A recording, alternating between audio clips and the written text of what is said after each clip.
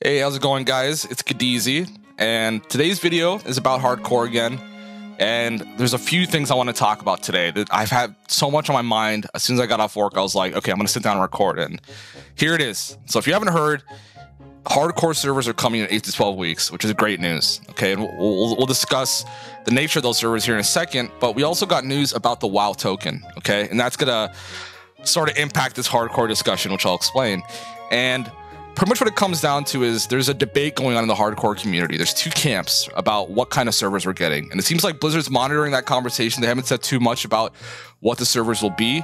There's two camps. One camp is just give us regular classic era servers where if you die, you're a ghost, perma-ghost, right? This is the version with the least bells and whistles and stuff like that, depending on how you look at it. And there's the other camp that says, hey, we want the solo self-found add-on version of a server as much as you can enforce it, meaning no auction house NPCs, no mailboxes, grouping one-time dungeons, no trading until 60. So these are the two camps saying these are the kind of servers we want to see. And, you know, in a way, ultimately, we got to look at it this way. The fact that we're getting hardcore servers in the first place is amazing. So whatever comes out, I'm going to give it a shot.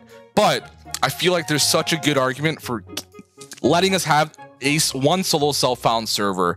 And there's tons of reasons. I think people have kind of beat it to death about how much more challenging it is to actually go through the game where you're providing your own gear. You're actually having to go to NPCs to buy white weapons and things like that.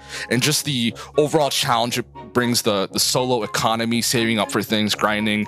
But at the end of the day, we could tell people how much better that mode is, you know, than a non-solo self-found version. But those are all subjective things. So for me, I didn't want to make this video being a white knight saying, hey, we need solo self-found servers, because at the end of the day, we're getting these servers in this first place. That's awesome. I'm not going to be a party pooper and say, hey, let's do this thing that'll split the community. But the WoW token news came out today, and man, I'm going to speak very frankly about this. On Twitter, Agrind, he pretty much said that fighting against bots and gold sellers is just an unbeatable race. He said, that's all I'm going to say on my personal Twitter. So to me, I'm not really saying the WoW token, it's a lock for coming in Classic. You can't really ever rule anything out. But it's the philosophy behind Blizzard at this point saying, we're not going to fight gold buyers and botters and things like that. Now let's go back to Classic. Is that an issue even on Classic era right now? Yes, it is. Back in January, you heard everyone saying, oh my god, Classic is popping, people are running Nax. And I was one of the genius individuals who copied my tier 2.5, a little bit of tier 3 Warlock, and it's like, oh dude, I can finish my tier 3.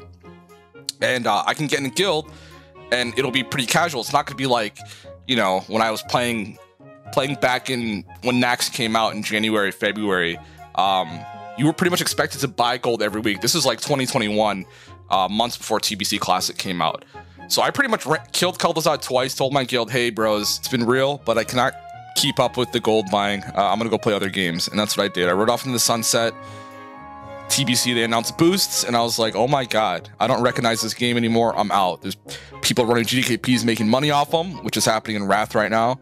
And there's people making GDKPs on Classic making money off it now.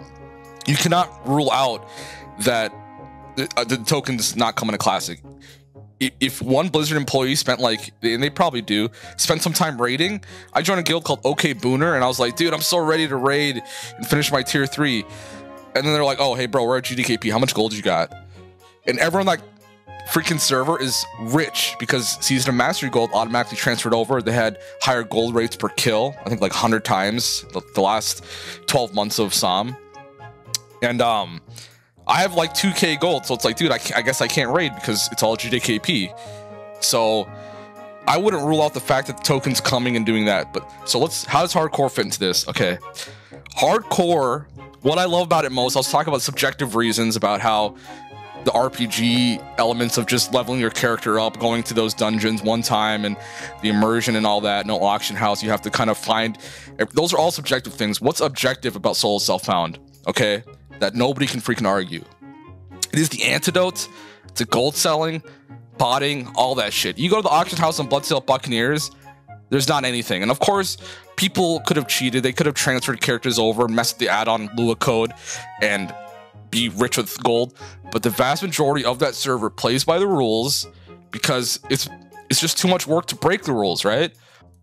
I think the reason I'm saying all this is because if you have a regular server where you can trade freely, mail freely, what's going to end up looking like is you might have a few characters die, but you're going to be able to bankroll all that gold that you've lost, right? If you get to level 30 and 40 and die, you know, that's almost 70 gold you might have combined that you can send back to your level 1. People are going to get to 60 a lot easier, and that's going to just open up more opportunities for gold sellers and stuff like that to kind of create these mules that they can run up to 60 with, you know, all these things, you know, the skinning knife with the 30 spell power and things like that.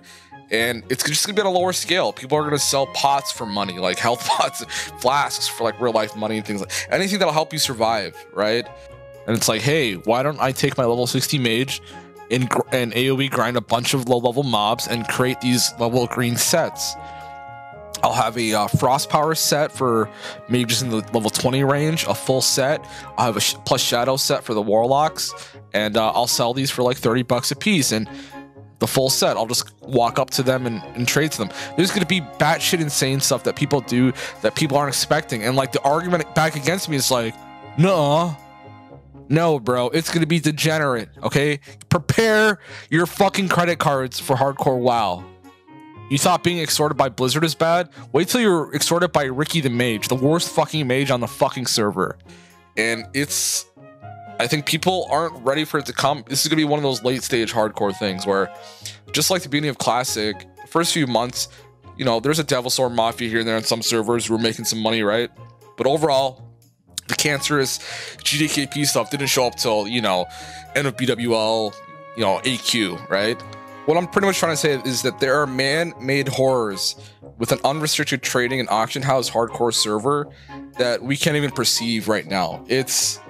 I'm not even exaggerating when I say people are going to charge for everything. Oh, I can group with this person? Yeah, I'm going to keep this guy twinked out at 38 and, you know, sell these runs and stuff like that. And it's going to be bad, man. It's all going to be on a lower gold selling thing. And I think a lot of that gets alleviated once you just say, hey, you can only trade at 60. And maybe bad stuff's going to happen at that level, but I think the vast majority of the experience is going to be, you know, preserved to the point where gold botters and those type of people, gold sellers, aren't going to be incentivized to put in the time investment. So why do I care? Okay, I'm going to give you my background real quick. I feel like we're still under 10 minutes here in this rant. I've played vanilla WoW a lot. I've played on every private server. I'm a private server Andy. I've played Kronos 1 and 2, Nostalrius before he got shut down, Lights Hope, Northdale, Phoenix before all that stuff, before the scripting was even good. And then the scripting got great in 2015 and I was so happy. And I love vanilla WoW. But I look back on Classic in 2019, like I was telling you guys earlier, I loved Classic 2019 until everyone was like, yeah, you need to buy flasks every week and make sure to have everything so we can progress in Nax. So it's pretty much like a low-key way of saying buy gold. Things have gotten so much crazier in the last few years. I don't play Wrath Classic, I'll be honest with you guys. But from what I know about Wrath Classic, there's the seedy underbelly where you're pretty much just paying for runs, paying for gold to get geared out. Fucking terrible. I would never play that shit.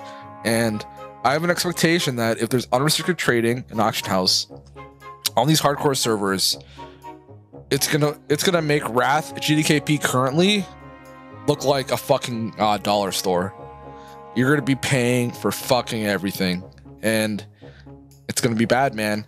And people can say, let's just wait and see. It's gonna be fine for a long time. I just think that Blizzard has to give those soul self-found servers another look. And maybe, hey, do we start a petition? Do we say give us one soul self-found server? What do you guys think? Let me know in the comments. Am I a doomer? Let me know if I'm a doomer. I don't think I'm a doomer. You guys are gonna come back to this video and be like, this guy was fucking right. Closing statements I think I have are, don't underrate the social aspects of Soul Self-Found. I think waiting for your friends for each dungeon, there's like several dungeons that you're running, you know, on the way to 60.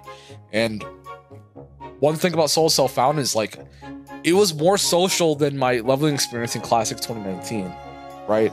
It's more social than modern level because you're running the same thing with the same people based on optimal layout. I was the Eye of Kilrog person in the Scarlet Monastery grinding runs, right? And pretty much you're just sitting there and grinding runs and you don't remember anyone there. Hardcore, you remember every person you come across. If they're a great player, you add them to your friends list. Hey man, we just did Normagon, I'll see you in RFK. Like, that's how it was. It was fucking awesome. So I think a lot of people underrate the social aspects, but they just haven't played it yet, right? So I don't know. Anyway, let me know. Soul self found. Should we strive for it? Let's go.